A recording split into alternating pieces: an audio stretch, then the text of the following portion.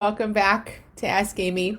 So I have a question today from Tara, and it's actually a two-part question. I'm going to speak to one of the parts, and then Tara, I will speak to the other part another time because they're both excellent questions. I just want to keep these kind of focused on what they are. So the first question says, I struggle with the idea that no thought is the truth, which is in quotes because Tara, have probably heard me say that. She says, maybe I'm just trying to justify and validate some of my own thinking, but here are some examples which make me challenge this idea. These aren't necessarily personal, just examples off the cuff, and I can't wait for you to challenge me back. Okay, I will. So she says, number one, this is just an example of that makes her challenge the idea that no thought is the truth. I notice my daughter smirking and being sneaky around the corner, then she closes her door fast. I have a thought, she's hiding something from me. Sure enough, she stole some chocolate from the pantry. My thought was based on behaviors I witnessed, and it ended up being true. Number two, someone might notice their partner having one too many drinks at a party, then it becomes a pattern. This person is unable to have just one drink. The partner starts to have some thinking around this. I think my partner has a drinking problem. They continue to observe and think about it. How can those thoughts have zero validity when it seems to be true? Okay. And then number three, she says, another example, I have so many ideas in my head, creative pursuits, business ideas, and most of them stay in my head and never get to paper or online. I think I'm so overwhelmed by all the possibilities. I don't know where to begin. I know myself well, so that feels like the truth. But am I not to trust that because it's just a thought? Then she says, you get the idea, I think. See, I'm thinking that you'll get the idea, and it's probably true based on what I know about you. How can all the thoughts we have based on what we see in the world, she has see in capital letters in the world, and the patterns of our own and others' behavior have absolutely no truth to them? Okay, so I do get the idea, Tara, but that doesn't prove your point. So I get what you're asking, I think. Um, but see, I didn't have to. I mean, I could be really tired. I could just be kind of reading this halfway. There's a million possibilities, a million scenarios in which I wouldn't get what you're going for at all, or I might misunderstand. And then there you are thinking, oh, she's going to get it. These are going to help. So there's a lot, but not a lot to sort of unpack in this. So I sort of want you to see our mind is constantly making these kind of causal relationships. So you think, okay, I'm going to lay out all these examples and she's going to get the picture and I don't have to go any further. And then maybe that's the case, maybe it isn't. But if it is the case, your mind's over there saying, see, I knew it, right? That's how it goes. See, I knew it. You see your daughter and she sneaks off and she closes the door and a thought shows up, oh, she's hiding something from me. You later find out she is. Your mind says, see, I knew it. What I think is the truth. This is the most human thing in the world. This is happening all the time. It's always going on in our heads. And it's because our thought, our mind, brain, it loves to confirm things. It's always looking for certainty and what's what. And it builds these models of like, how things work. And every once in a while, there will be some thought that shows up in our head that is confirmed in some way that your mind is the confirmer. So don't forget that part. But your mind will say she's hiding something.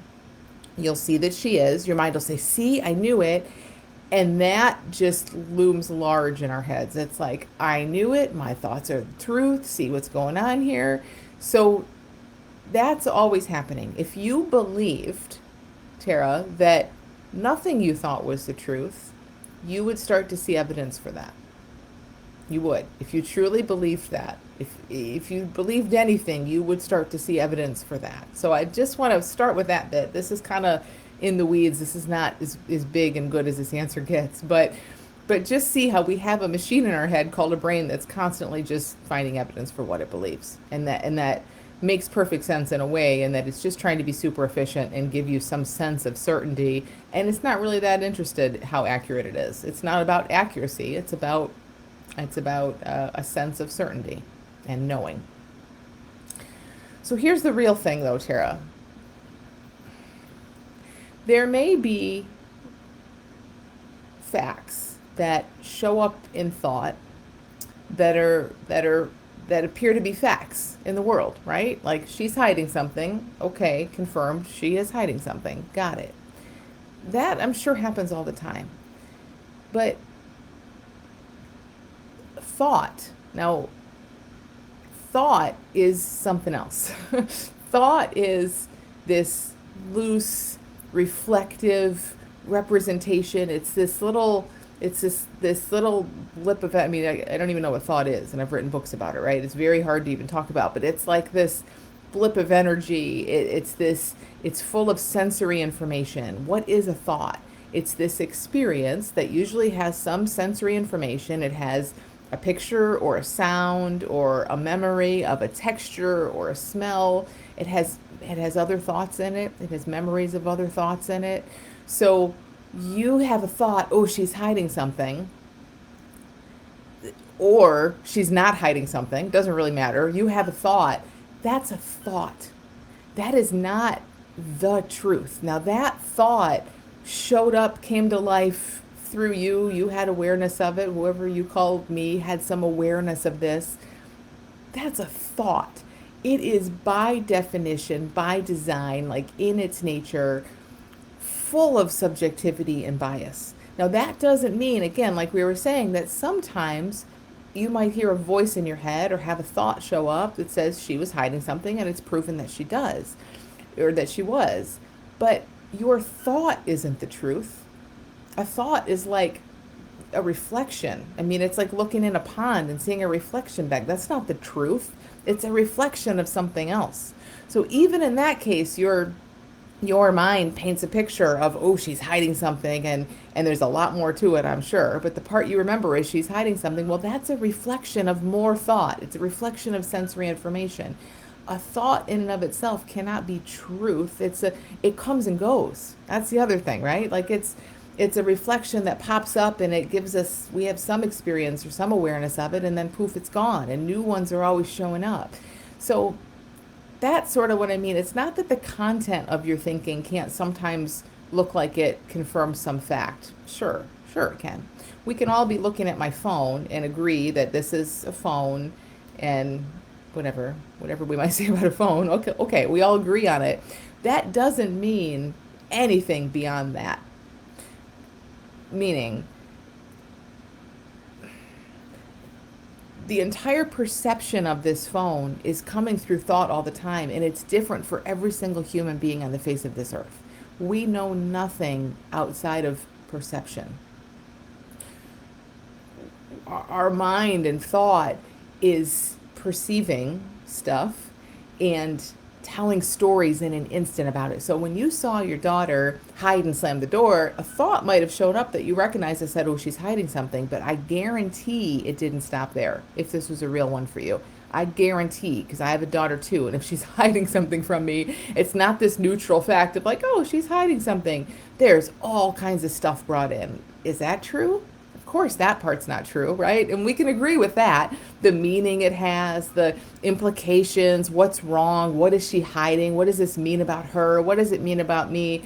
That is baked into all of our thinking.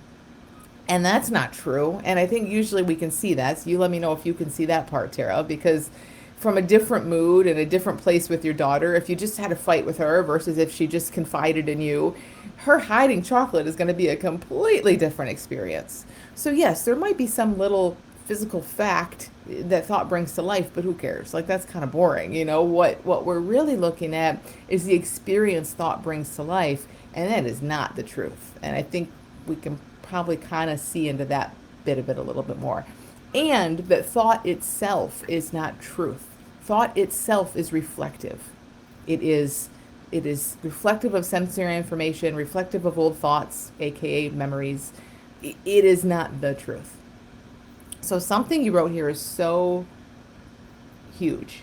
You said, how can all the thoughts we have based on what we see in the world and the patterns of our own and others' behavior have absolutely no truth to them? So again, in the content, in the story thought is telling, I wouldn't say they don't have any absolutely no truth to them. I'm saying they aren't the truth, which is a different thing. But I also want you to see this bit. The thoughts we have aren't based on, well, Some of them may be, but let's play this out a little bit. What if the thoughts we have are not based on what we see in the world and the patterns of our own and others' behavior? There may be some that are again reflections of that. Thoughts are maybe reflections of what's being perceived. But I want you to flip this and see if you can see something even bigger in this. What we see in the world and what we see as patterns in our own and others' behaviors, that is thought.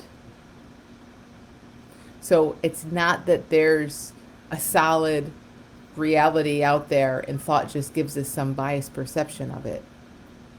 It's that thought creates. Thought is creating what we're seeing. Thought is creating the patterns that you're perceiving.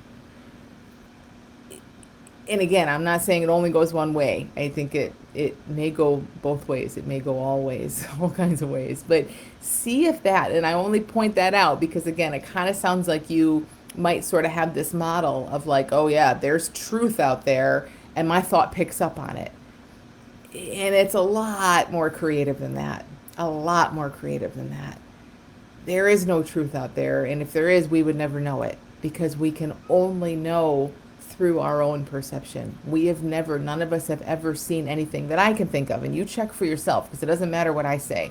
Look at your own experience. Have you ever seen or known anything outside of your own perception of it?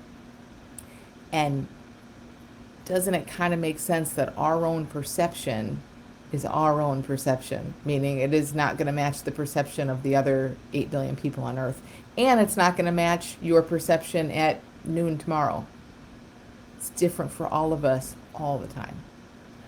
So that last little bit, kind of lean into that. It might feel a little mind-blowing. It might feel a little like, I don't even know what she's saying. That's all fine. It's all fine. But kind of see if that might make some sense. We don't know anything outside of perception, and perception is by definition subjective and creative.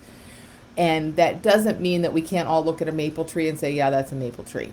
We can, but that's boring. That's very high generalized. That's just language. That's just language agreeing on something. That doesn't at all mean that we all that our thought is true, the truth, and it doesn't mean that we're all seeing the same maple tree or anything else. It just means language can kind of converge at a very high level. But when it comes down to it, thought is not the truth. It's very subjective and creative. And by the way, in my new book, Just a Thought, there's a whole chapter about this. The whole book's about it, really. But there's a chapter called No Thought is the Truth. So check that one out if you haven't yet. All right. I hope that's helpful. Thank you for sending your question, Tara. I'm going to speak to your other question on another Ask Amy at another time. But I hope this has been helpful for people. Yeah, let me know. Have a great week. Bye, everyone.